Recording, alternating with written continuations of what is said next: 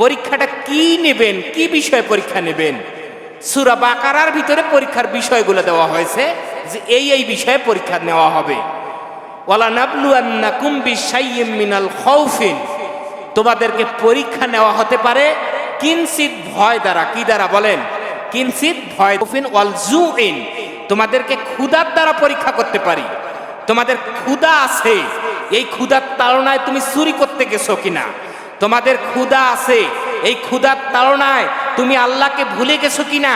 One নাকসিম মিনাল আমওয়াল, এবং তোমাদের অনেক ধন সম্পদের ক্ষতির মাধ্যমে।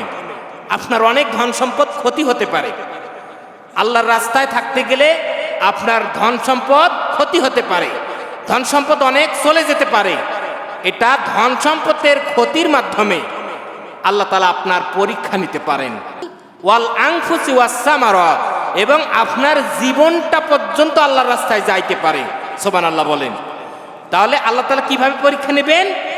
যে আপনার জীবনটাও আল্লাহর রাস্তায় দেওয়া লাগতে পারে।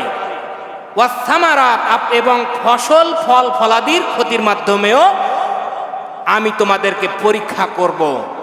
আপনার ফসল ক্ষতি হয়ে গেছে, গাছের ফলের ক্ষতি হয়ে গেছে, এই ফসলের ক্ষয়ক্ষতির মাধ্যমেও আল্লাহ তাআলা আপনাকে পরীক্ষা নিতে পারেন।